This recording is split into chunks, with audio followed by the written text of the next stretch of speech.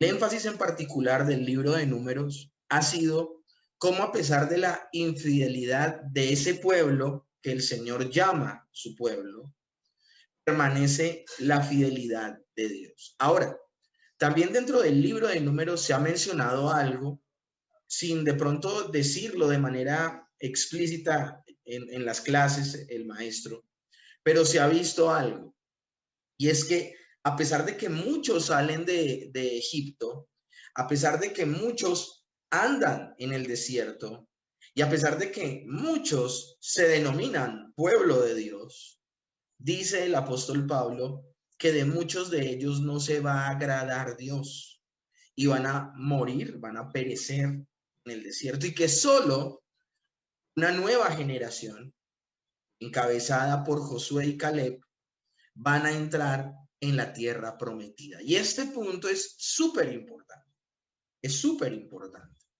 porque a pesar de que el Evangelio nosotros lo predicamos de manera universal, a pesar de que el Evangelio se lo predicamos a todos, solo serán alcanzados aquellos que Dios ha escogido para salvación, en el puro afecto de su voluntad. Esto es importante que nosotros lo tengamos en cuenta.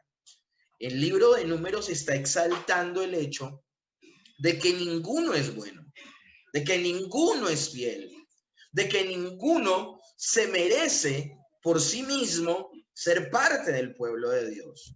A veces en nuestro imaginario tenemos una idea de que el pueblo de Dios, los israelitas, los hebreos, eran mejor que los demás. Y por eso, cuando veíamos el Éxodo, por ejemplo, el libro de Éxodo, y hablábamos en particular de el cordero que era sacrificado esa noche, que iba a venir la muerte, iba a venir Dios mismo, e iba a matar a los primogénitos, a veces pensamos que los hebreos eran mejores que los egipcios, y pensamos que solo por el hecho de ser pueblo de Dios, sus primogénitos no murieron. Y teníamos que enfatizar, cuando hablábamos del Éxodo y de ese episodio en particular, que sí murió un primogénito en casa de los hebreos, y fue ese cordero, apuntando al Cristo, al Señor Jesucristo. Y también enseñándonos algo importantísimo: si no es por un mediador, aún el pueblo escogido de Dios perecería. Si un israelita no seguía las indicaciones que le había dado Moisés, cuidadosamente dadas por Dios, esa familia moriría. Ahora ellos, con mucho temor y temblor, realizan su primera Pascua, porque la Pascua celebra eso, ese sacrificio, ese cordero pascual, ese comer apresuradamente, porque van a salir a la libertad. Y es allí donde hemos hablado de tres lugares que son una alegoría, una metáfora de cómo se mueve también en esos tres lugares el creyente del día de hoy.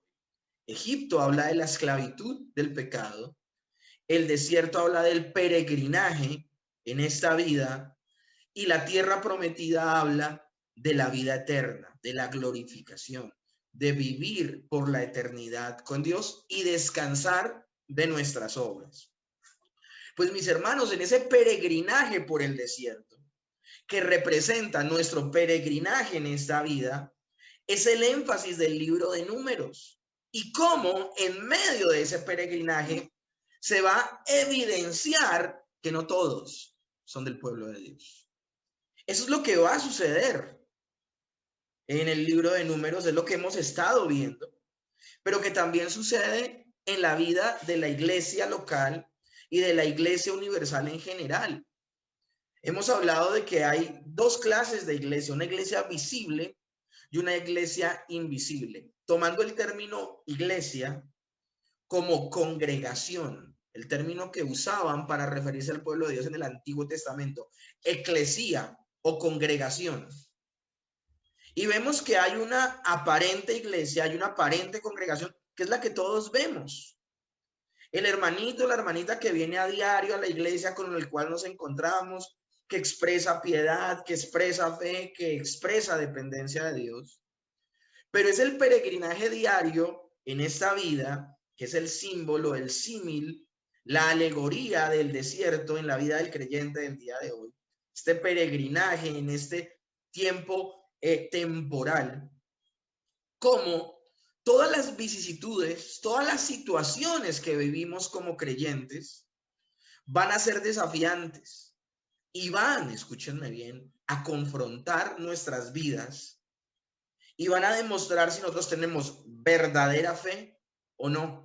Les tengo noticias, mis hermanos. La fábula que enseñan los predicadores del Evangelio de la Prosperidad, de que los cristianos no se enferman, de que no tienen adversidades, de que no pasan por reveses económicos, de que no tienen situaciones difíciles al interior de su casa, de que en oportunidades fracasan. Ellos dicen que nada de eso ocurre en el verdadero creyente y que si ocurre eso en el verdadero creyente no es verdadero creyente. Ellos viven en una fábula. Ese se le ha llamado el evangelio de las fantasías, el evangelio rosa, de cree en el Señor Jesucristo y todo te saldrá bien. Mis hermanos, si el desierto es una alegoría de nuestro peregrinaje temporal en esta vida terrenal, eso quiere decir que en medio de esta vida terrenal, a pesar de ser verdaderos creyentes y a pesar de tener la fe y de haber depositado nuestra confianza en el Señor Jesucristo, tendremos adversidades. Fue una de las promesas que hizo el Señor a su pueblo en cabeza de los 12 apóstoles. En el mundo tendréis aflicción, pero confiad, yo he vencido al mundo. Y es precisamente Dios permitiendo esas adversidades en este tiempo temporal para probar nuestra fe. Nosotros vamos a ver en Deuteronomio cuando el Señor le va a decir a su pueblo, yo los hice peregrinar en este desierto para probarlos y para saber lo que había en su corazón. No que Dios ignore lo que había en el corazón de su pueblo. No, era para que se evidenciara. Dios es omnisciente. No, el Señor permite situaciones muy difíciles para que se evidencie el corazón del pueblo y cada uno demuestre quién es. Y que los que engañosamente dicen ser algo que no son, lo evidencian. Precisamente eso es lo que hemos visto en el libro de Números, con estas diferentes situaciones, con estos diferentes momentos donde el pueblo pecó contra Dios, donde la gente, como decimos nosotros en el argot popular, mostró el cobre. Y precisamente muchos de ellos fueron eliminados, perecieron en el desierto, demostrando que no hacían parte del pueblo de Dios. Ahora, hay que hacer una aclaración. Hay personas que morirán en el desierto, pero sí son parte del pueblo de Dios. ¿Caso quién? Moisés. Uno de los casos por excelencia, y quiero dejar esto claro, porque no todos los que mueren en esta parte y que no van a poder entrar a la tierra prometida, no van a querer decir que se perdieron, no, van a haber personas, y si estas personas demuestran arrepentimiento, demuestran que entendieron que habían pecado gravemente contra Dios y cambió su duro corazón, las personas podrán acceder al cielo, se salvarán, pero obviamente no entrarían a la tierra prometida, a la tierra de Canaán, que representa la gloria. Y uno de los casos por excelencia es Moisés. Eso lo veíamos, por eso les decía que ojalá vieran todas las clases. Eso lo veíamos por excelencia. Bueno, digo por excelencia como una situación protagónica, más no que fuera un ejemplo a seguir, porque es un terrible ejemplo. Lo vimos precisamente cuando hablábamos en la clase y en la predicación de la roca. Y veíamos cómo por desobedecer directamente Moisés a Dios y no hablarle a la peña, sino golpearla por segunda vez, ese acto lo dejaría fuera de la tierra prometida. No queriendo decir con esto que Moisés se perdió, ¿no? Moisés se salvó. Moisés está al lado, o sea, está en el Señor, en la presencia del Señor, él fue salvo. Pero entonces hay que hacer esa aclaración. Hay personas que murieron en el desierto y que se salvaron. Pero aquellas personas impenitentes, que pecaron deliberadamente contra el Señor y en ellas no se encontró arrepentimiento, como el ejemplo que poníamos la semana pasada de este príncipe de Israel que toma una cananea y a ojos del pueblo, mientras el pueblo llora a las afueras del tabernáculo, y Moisés llora y todos los ancianos lloran y todo el pueblo está impactado por las consecuencias de la inmoralidad. Este príncipe toma esta cananea y a ojos de todo el pueblo y burlándose de su arrepentimiento y de su congoja y de su dolor y del juicio que ha traído Dios, se mete en su tienda a fornicar con esa mujer. Y ese hombre obviamente es muerto por su pecado y les aseguro que gente como esa se terminó perdiendo en el desierto. Y ese príncipe supuestamente hacía parte del pueblo de Dios. Entonces todo esto hay que ir como cerrando estos temas, ya que hoy tenemos nuestra última clase, ir cerrando estos temas, ir cerrando, concluyendo y respondiendo a esto. ¿Qué significa el libro y cómo lo podemos conectar en medio del plan de redención? Una salvación tan grande como la que el Señor planeó, el Señor Jesucristo ejecutó y el Espíritu Santo aplica en el creyente. Y cómo el pueblo necesita un redentor. Entonces, por excelencia podemos decir, el libro de Números nos demuestra que el pueblo de Israel no era mejor que las otras naciones. Eso es lo que estamos viendo. El pueblo de Israel no es mejor que las otras naciones. Pasa lo mismo que con Noé. Noé sale del arca, se salvó del juicio bendito y se emborracha. Dentro de esa arca se salva alguien como Cam, que con inmoralidad ve a su padre. O sea, esa gente no es mejor que los que perecieron en el desierto, pero por gracia, que perecieron, perdón, en el diluvio universal. Pero el Señor los había elegido, los había salvado, y aún en medio de esa arca había pecado aún. Entonces el pueblo de Dios, ese es el mensaje que grita Números, el pueblo de Dios no es mejor que las otras naciones. Entonces, ¿por qué Dios lo llama pueblo suyo? Por su infinita misericordia. Y él ha hecho promesas. Ahora, ese pueblo que él quería que fuera todo el pueblo una nación de sacerdotes, cuando pecan con el becerro de oro, se da cuenta que no, o sea, evidencia, se muestra su corazón, muestra el cobre de que no todos son sacerdotes y solo la tribu de Leví se levanta en celo y mata a sus hermanos, y por eso solo la tribu de Leví, cuando en principio el propósito era que toda la nación fuera una nación de sacerdotes, solo la tribu de Leví es consagrada como sacerdotes. Entonces, esa por excelencia es como el horizonte que queremos dejar claro con el libro de Números, mis hermanos. Ahora, el cierre del día de hoy es un cierre que no es mejor que lo demás que hemos visto, porque tenemos que hablar del último pecado que menciona el apóstol Pablo en 1 Corintios 10. Vamos a ver que en el estudio que vamos a tener el día de hoy, vamos a ver que aún sigue el Señor siendo muy fiel con personas que son infieles, que Él va a tener misericordia, que va a extender su gracia, pero nuevamente va a mostrar que no tendrá por inocente al culpable. Y Él tendrá misericordia de quien quiera tener misericordia y se compadecerá de quien se quiera compadecer. Y a quien quiera endurecer, endurece. ¿Saben por qué? Porque Dios es soberano. Dios es soberano. También quedó muy enfático esto, mis hermanos. El plan de redención, el plan de salvación, hace parte, cuando el Señor decide salvar, lo hace en su voluntad libre. Él no estaba obligado a salvar a nadie.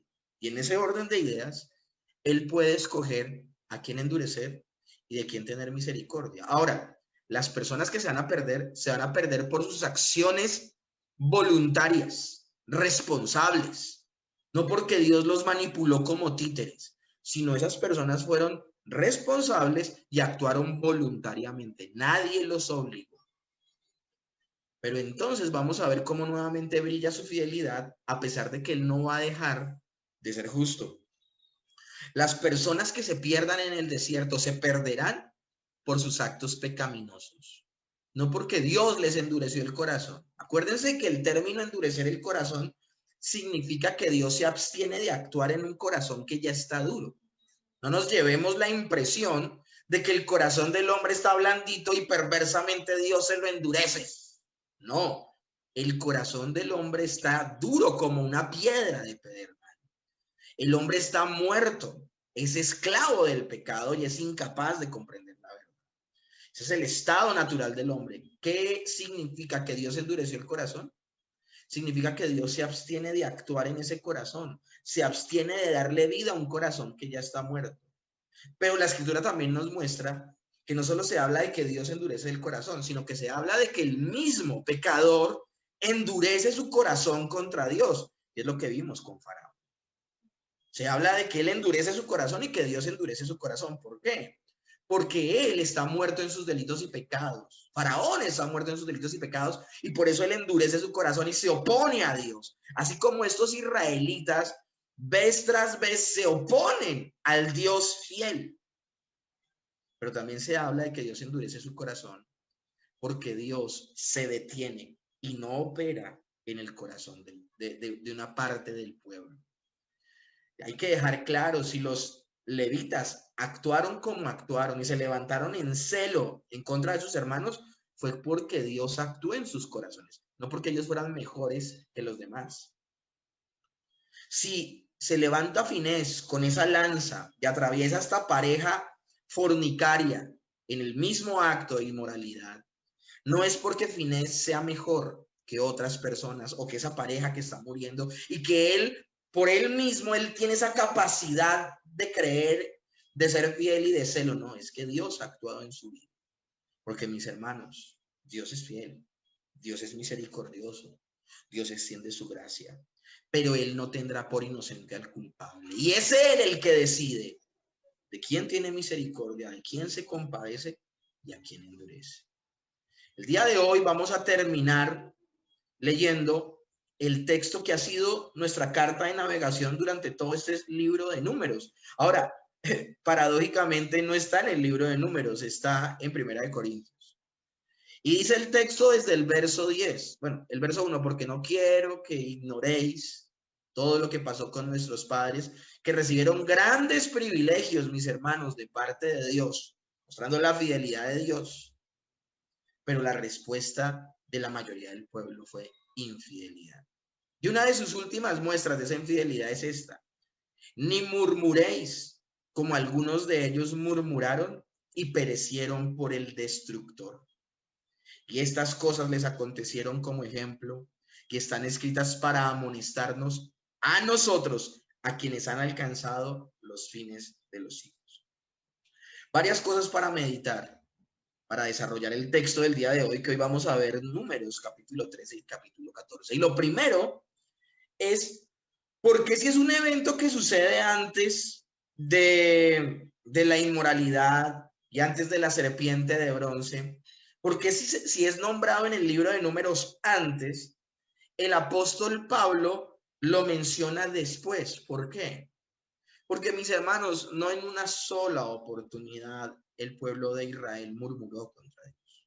Nosotros vamos a dar cuenta que el pueblo de Dios no alcanzan a salir de Egipto, están enfrente del Mar Rojo y al ver que se aproxima el ejército de Faraón, murmura y dice: a esto nos sacó Dios, a que pereciéramos aquí.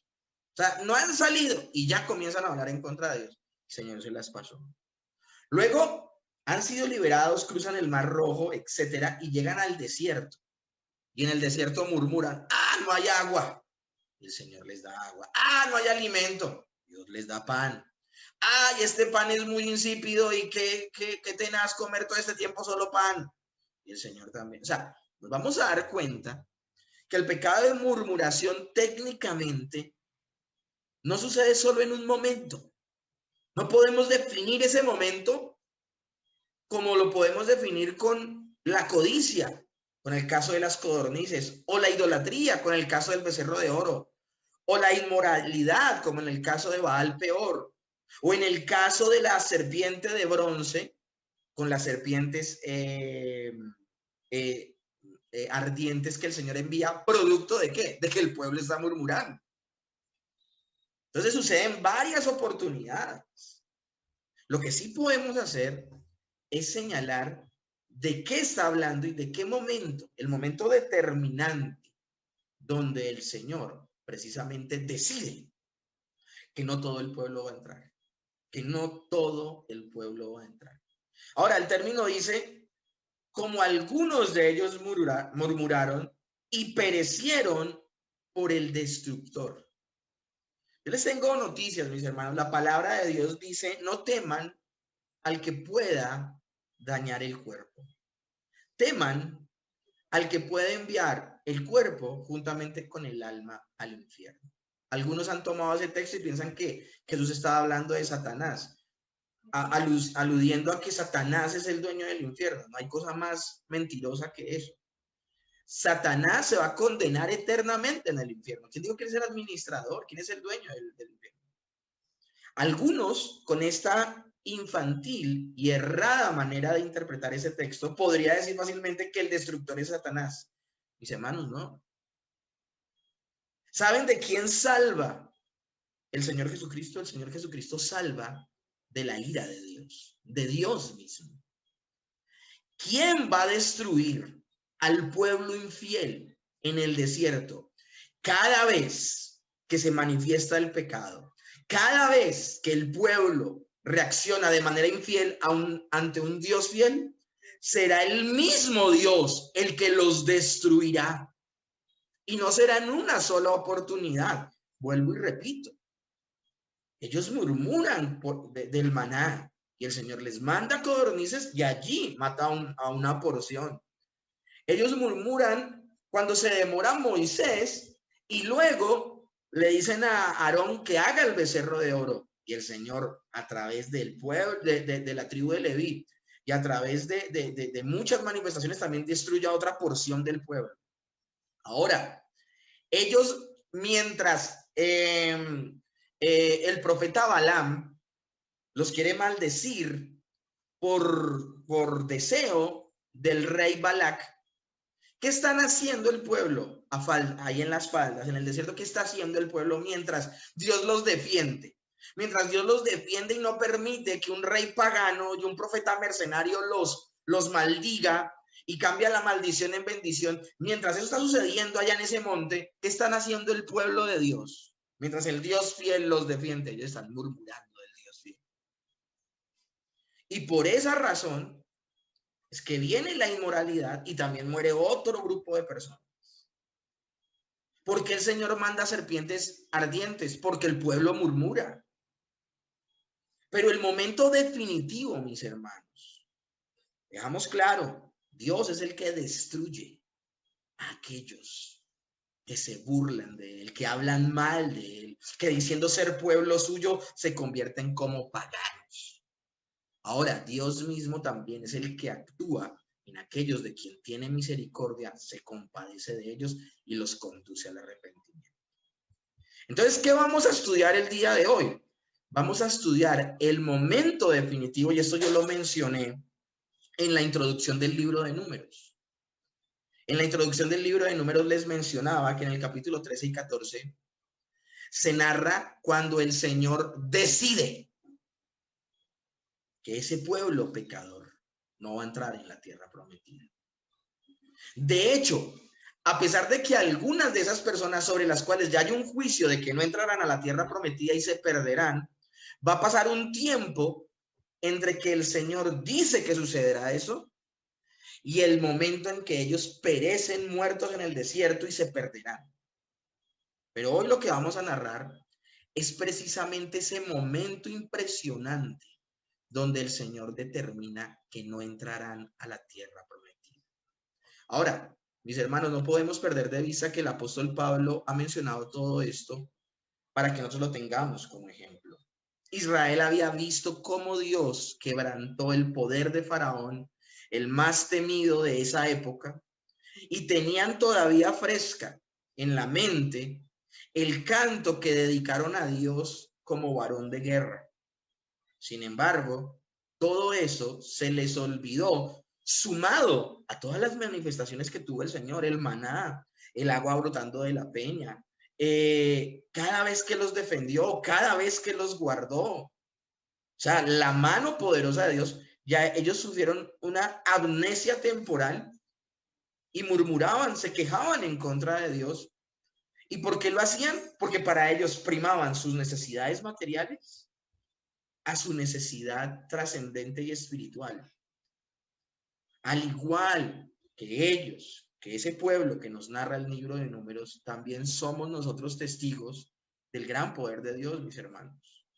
Nosotros no podemos caer en esa misma amnesia espiritual, producto de que en este peregrinaje pasemos por momentos difíciles, adversidades, enfermedad, carencia. El apóstol Pablo decía, yo estoy acostumbrado a tener mucho, a tener poco, todo lo puedo en Cristo que me fortalece. Hay personas que condicionan su fidelidad a Dios y lo basan, o sea, seré fiel si todo sale bien. Y si todo sale mal, no te seré fiel. Pactos tan inmaduros como el que hizo Jacob, diciendo, si tú me acompañas en este viaje, tú serás mi Dios. Eso es ser oportunista, mis hermanos. Eso es ser oportunista, mis hermanos. El pueblo, el verdadero pueblo de Dios, estará con el Señor en las buenas y en las malas. Entonces, mis hermanos, si somos tentados a caer en este pecado de la murmuración, contemos en nuestra vida, traigamos a memoria cada vez que el Señor nos ha bendecido, nos ha guardado, nos ha protegido. De hecho, traigamos a memoria que Cristo murió por nosotros. Esa es la mayor muestra de la bondad de Dios. ¿Quieres saber si Dios te ama? Jesús murió en la cruz por el creyente. Ahora, la persona que dude del amor de Dios está dudando directamente del sacrificio de Cristo en la cruz y pues lo hará porque tal vez cree que Jesús no murió por él y por eso en este peregrinaje se cansará, botará la toalla y terminará maldiciendo a Dios y apartándose de la fe. Debemos dejar claro que cuando murmuramos, ignoramos el largo recorrido por donde Dios nos ha traído y lo fiel que Él ha sido con nosotros y nos ha guardado. Entonces, mis hermanos, hoy vamos a ver las consecuencias de la murmuración, no en un momento determinado, sino durante todo este peregrinaje de 40 años. Ahora, ese término, 40 años, va a ser importante en esta clase el día de hoy. Hoy va a ser importante en el tema de hoy, va a ser importante términos como 40 días y 40 años. Dice en Números 13:1, y Jehová habló a Moisés diciendo, envía tú hombres que reconozcan la tierra de Canaán, la cual yo doy a los hijos de Israel, de cada tribu de sus padres, enviarás un varón, cada uno príncipe de ellos. De este texto, mis hermanos, es que vamos a hablar al día de hoy. Vamos a hablar de cuando el Señor envía espías a reconocer la tierra y cómo reaccionan ellos al ver la tierra. Y por esa reacción el Señor va a tomar una determinación. Por eso es que terminamos y cerramos el libro de Números con el capítulo 13 y el capítulo 14. Ahora, debemos tener en cuenta una cosa, mis hermanos. Debemos tener en cuenta una cosa. 12 hombres enviados a explorar la tierra de Canaán y también instrucciones para lo que iban a hacer ellos durante 40 días. Este capítulo y el siguiente relatan la historia memorable y triste del regreso de Israel a las fronteras de Canaán y de la sentencia pronunciada contra ellos de peregrinar y perecer en el desierto a causa de su incredulidad y sus murmuraciones. El hecho de que ellos ya estén allí, al frente de la tierra prometida, nos muestra lo cerca que estaba Israel de esa tierra. Pero lamentablemente, ellos van a ser condenados a vagar por el desierto 40 años por una actitud terrible. Ahora, según lo que yo acabo de leer en el verso 1 de Números 13, uno podría pensar que la determinación de ir, de mandar espías a la tierra prometida, nace del corazón de Dios. Por eso tenemos que leer toda la escritura como un todo. Y quiero leer algo que dice el libro de Deuteronomio, el capítulo 1, el verso 20. Miren lo que dice. Entonces os dije, está hablando Moisés, entonces os dije, esto es importante que lo tengamos en cuenta porque nuestro estudio, Dios mediante, Dios nos ayude, que comenzaremos la próxima semana, será Deuteronomio, Y lo comenzaremos desde aquí. Entonces os dije, habéis llegado al monte del amorreo, el cual Jehová, nuestro Dios, nos da. Moisés le está diciendo al pueblo, en este momento le está diciendo, miren, llegamos.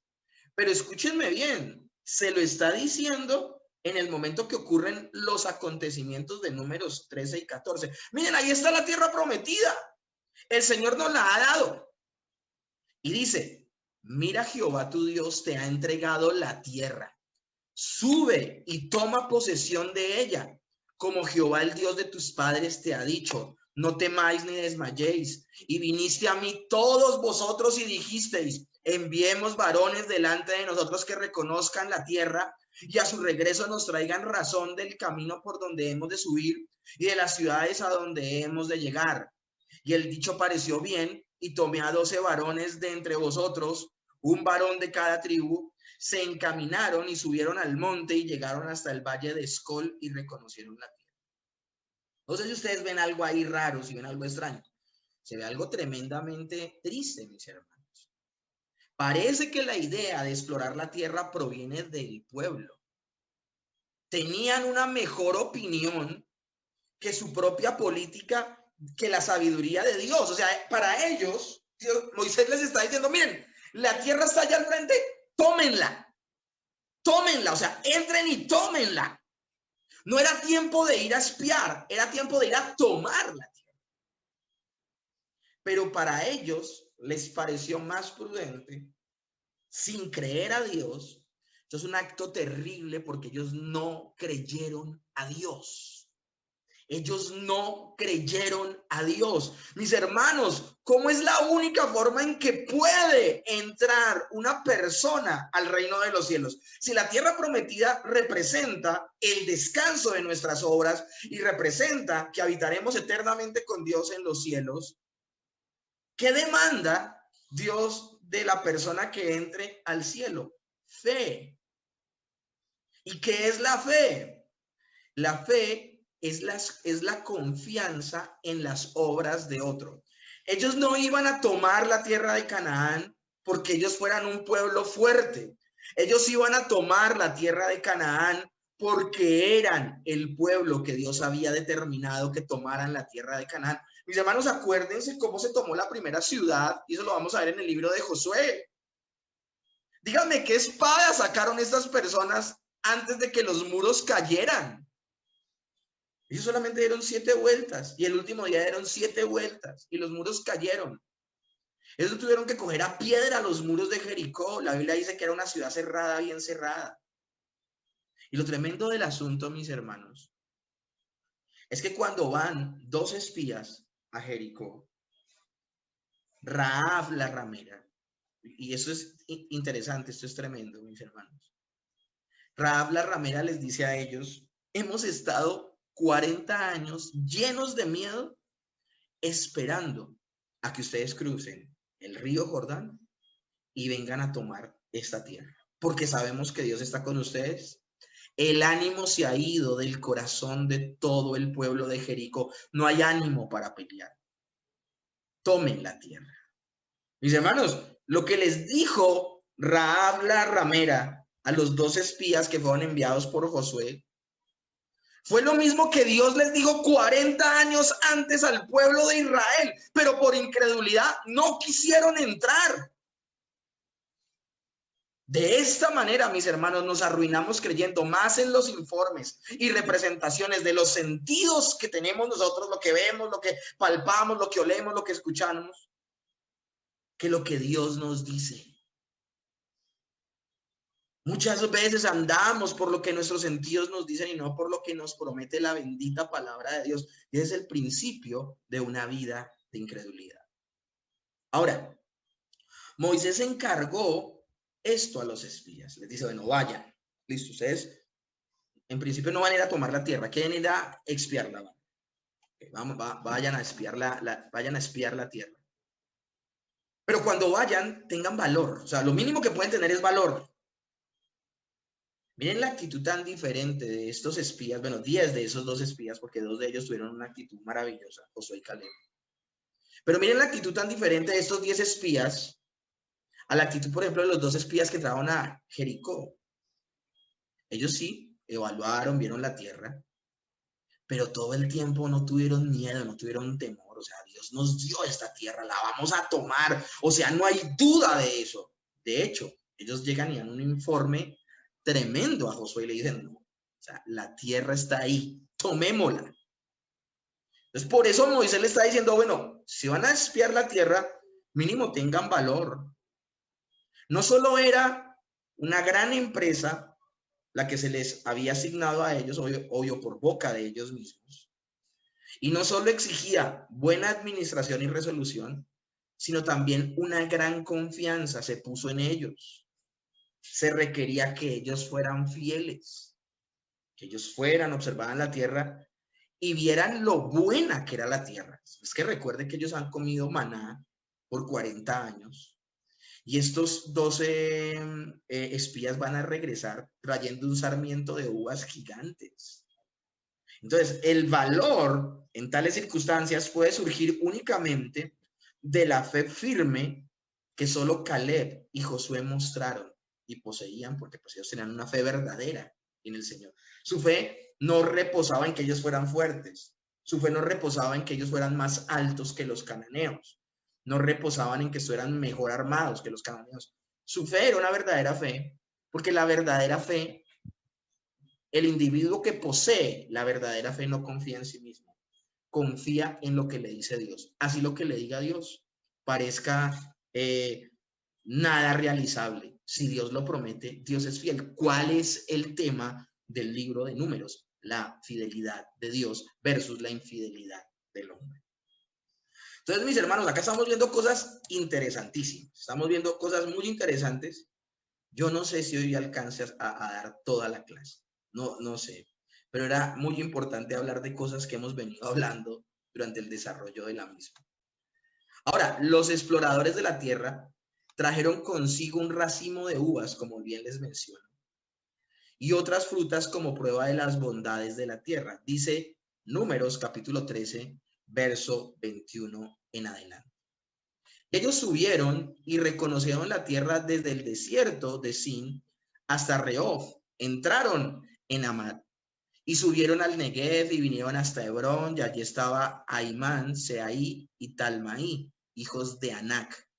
Hebrón fue edificada 7 años antes que Zoán en Egipto y llegaron hasta el arroyo de Escol. Todo esto son descripciones geográficas de la tierra y también habla de habitantes de la tierra. Vieron a los hijos de Anac, ¿ok?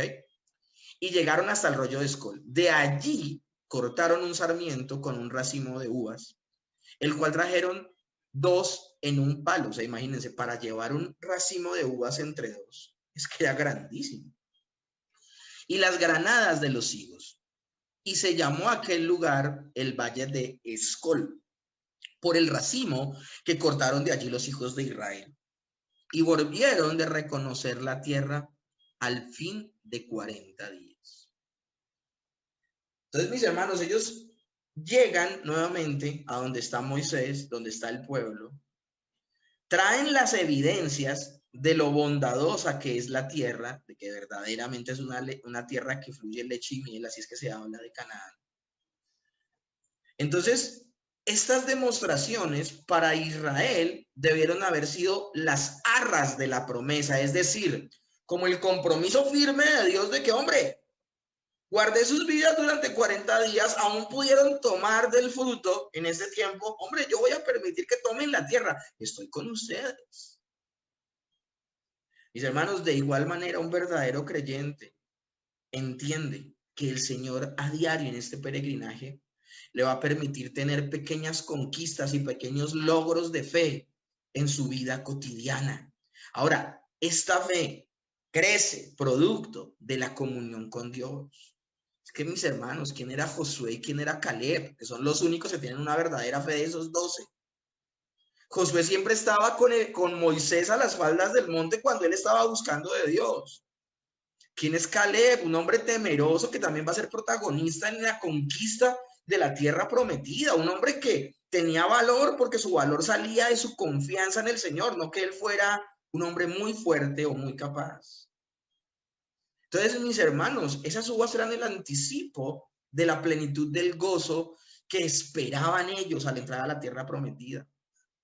Y nosotros, mis hermanos, también en esta vida temporal, veremos la manifestación de Dios en muchas veces, en muchas oportunidades, y la alegría que sentiremos de ver el respaldo de Dios en esta vida, porque esta vida no solo se tratará de momentos difíciles, sino también de momentos donde veremos la mano de Dios ayudándonos. Serán sobredimensionados, serán, mejor dicho, más plenos, la gloria será más maravillosa cuando estemos con Él en gloria. Por ello, entonces, podemos ver un anticipo confiable de lo que es los cielos cada vez que vemos la ayuda del buen Dios en nuestras vidas. Ahora, ¿qué es lo que estaba demostrando el Señor con ese racimo de uvas, con la protección de estos 12 espías durante 40 días? Él está demostrando que Él es bueno, que Él es bueno. Pero ¿cuál fue la lectura que el pueblo da acerca de lo que vieron allá? ¿Será que el pueblo, será que estos 10 espías van a llegar con el informe de que Dios es bueno? Miren lo que dicen 10 de esos 12 espías. Números 13:26, y anduvieron y vinieron a Moisés y a Aarón y a toda la congregación de los hijos de Israel en el desierto de Parán en Cádiz, y dieron la información a ellos y a toda la congregación. Por eso se demandaba que ellos fueran fieles, porque ellos iban a dar un informe no solamente a Moisés y a los ancianos, sino que iban a dar un informe a todo el pueblo, y por ese informe el pueblo iba a crecer en la fe o iba a rendirse en la fe. Y dieron información a ellos y a toda la congregación y les mostraron el fruto de la tierra. Y les contaron diciendo, miren los términos en los que hablan. Nosotros llegamos a la tierra a la cual nos enviaste, la que ciertamente fluye leche y miel. Y este es el fruto de ella. Mas el pueblo, o sea, miren cómo con desdén ven las uvas y el fruto. El énfasis de su informe ni siquiera es el fruto que están cargando. El énfasis de su informe son las cosas negativas que vieron en la tierra. Mas el pueblo que habita aquella tierra es fuerte, y las ciudades muy grandes y fortificadas. Y también vimos allí a los hijos de Anac. Amalek habitaba en el Negev, y el Eteo, el Jebuseo y el Amorreo habitaban en el monte, y el Cananeo habitaba junto al mar y a la ribera del Jordán. Entonces Caleb hizo callar al pueblo delante de Moisés y dijo, subamos luego. Así está diciendo desesperado Caleb. Hizo callar al pueblo delante de Moisés y dijo, subamos luego y tomemos posesión de ella, porque más podremos nosotros que él. Mas los varones que subieron con él dijeron, no podremos subir contra aquel pueblo, porque es más fuerte que nosotros. Y hablaron mal entre los hijos de Israel de la tierra que habían reconocido, diciendo, la tierra por donde pasamos para reconocerla es tierra que traga a sus moradores. Ellos no dijeron la tierra es buena, ellos dijeron es la tierra que traga a sus moradores. Creíble esto. Y todo el pueblo que vimos en medio de ellos son como hombres de grande estatura. También vimos allí a los hijos de Anac. Ellos andaban, pero mejor dicho, pero quedaron trastornados con los hijos de Anac, raza de gigantes. Y éramos nosotros, a nuestro parecer, como langostas, y así les parecíamos a ellos. Por eso la imagen que hay aquí en esta diapositiva, mis hermanos. Gigantes y langostas. Así se veía el pueblo, los 10 espías, enfrente a los habitantes de esa tierra. Mis hermanos, nosotros debemos entender una cosa: la verdadera fe le hace entender al creyente que el creyente puede estar solo en cualquier lugar, pero el creyente en donde se encuentra, si está con Dios, donde se encuentra el creyente es mayoría. Y el ejemplo de eso es David con Goliat. O sea, todo el pueblo perecía al ver el gigante Goliat, y David, que tenía una fe verdadera, él no era fuerte, él no era grande, él no era musculoso, ni le quedó buena la armadura de Saúl. Pero una verdadera fe hace que el creyente entienda que él, donde se encuentre, así se encuentre solo, donde se encuentre, si Dios está con él, es mayoría. El informe de estos perversos hombres lo que está demostrando es que ellos no eran creyentes. Ellos seguían viendo su condición, y la condición que ellos veían era que ellos eran langostas. Y mis hermanos, les tengo noticias. Un ser humano sin Dios es eso, un insecto. Eso es un ser humano sin Dios, un insecto. Aunque el humanismo quiera exaltarnos y decirnos que somos de lo mejor, no somos de lo mejor. Si el planeta está tan llevado como está el día de hoy, es por nuestra intervención. Más que insectos no somos, mis hermanos, sin Dios. Pero un hijo de Dios, ese insecto, esa langosta que cree en Dios, que cree en las promesas de Dios, que cree en la fidelidad de Dios, que no se queda en lo bajo de su estatura, ni en su débil aspecto físico, ni que es un jovencito, mientras el que viene contra él es todo un hombre de guerra, armado hasta los dientes, sino que confía plenamente en Dios, porque su confianza no está puesta en sí mismo, sino en el Dios que lo ha enviado, ganará. Esa era la fe que tenían Josué y Caleb. Esa no era la fe que tenían los 10 espías. Ahora, cuando los 10 espías hablan, todo el pueblo empieza a murmurar. Y les tengo noticias. Eso quiere decir que muchas personas creyeron al informe que estaban dando estos hombres. Creyeron al informe. Y es terrible. Y es terrible, ¿por qué, mis hermanos? Porque los que habían ido allí a la tierra prometida eran los príncipes de Israel, 12 príncipes, cada uno representando a una de las tribus de Israel. Cuando Josué y Caleb hablan, ellos están hablando no solo en nombre de ellos, sino ellos están hablando en nombre de sus tribus. Esto es impresionante y quiero que lo tengamos en cuenta.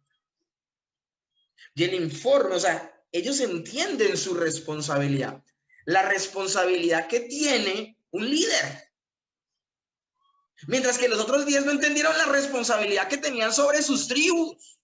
¿Cómo iban a ser tan irrespetuosos? ¿Cómo iban a murmurar? Se demandaba de ellos fidelidad y miren cómo están actuando. Aquí la pregunta del millón es, ¿tú eres responsable con la autoridad que Dios te ha dado? ¿Cómo hablas de Dios frente a tus hijos? ¿Cómo hablas de Dios en frente a tus empleados? ¿Qué concepto tienes de Dios frente a tu esposa? O sea, una persona puede tener debilidades y puede tener luchas de fe, pero coma callado y fortalezcas en el Señor y vuélvase de rodillas al Señor y clámele y dígale, Señor, estoy dudando, dame fe. Pero no abra la bocota y diga todo lo que se le pase por la cabeza, aún poniendo en cuestión, cuestionando el carácter de Dios. A mí muchas veces me hacen preguntas en el seminario. Y cuando veo que las preguntas salen de un corazón que quiere cuestionar el carácter de Dios, a la persona siempre la paro. Y lo amo en Cristo y la amo en Cristo a esta persona. Pero siempre uno debe velar por el buen nombre de Dios. Y mis hermanos, Dios es bueno. Dios es bueno. ¿Por qué se va a levantar estas personas a hablar en contra del carácter de Dios? O sea, Dios nos trajo acá a que perezcamos. Ya el Señor les había aguantado mucho. Y se los he dicho el día de hoy. ¿En cuántas oportunidades habían murmurado? Y aún a pesar, después de este pasaje, después de este capítulo, después de este episodio terrible, van a seguir teniendo una actitud terrible y seguirán muriendo y seguirán cayendo como moscas en el desierto. Y solo una nueva generación entrará a la tierra prometida. Pero mis hermanos, nosotros no podemos caer en semejantes ejemplos de desobediencia. Mis hermanos, vamos a orar en esta noche, vamos a poner este tiempo en las manos de Dios y si hay preguntas, los escucho. Amado Señor, en esta noche te damos muchas gracias por este tiempo. Te pedimos por favor que a través de este ejemplo de desobediencia, podamos ser llenos de temor hacia ti, Señor. Que por favor generes en nuestras vidas una fe verdadera. Que no dependamos de nuestras capacidades, sino que dependamos completa, entera y absolutamente de ti. Porque la desconfianza trae incredulidad y la incredulidad motiva la murmuración y la murmuración hará que desdibujemos el carácter de Dios y la ira de Dios se desata cuando su carácter se desdibuja. Señor, guárdanos de semejantes ejemplos de desobediencia. Aún prepara nuestro corazón para la próxima clase, para poder terminar este tema y que quedemos aquí, Señor, de verdad con la expectativa y que aprendamos mucho para nuestras vidas desde este estudio maravilloso de Números. Que a pesar de que ha sido triste y que ha sido desconsolador ver el estado desagradecido del hombre, nombre ha sido exaltado, Señor, tu fidelidad, tu amor, tu misericordia, y que precisamente eso genere en nosotros una verdadera fe. En el nombre de Jesús. Amén.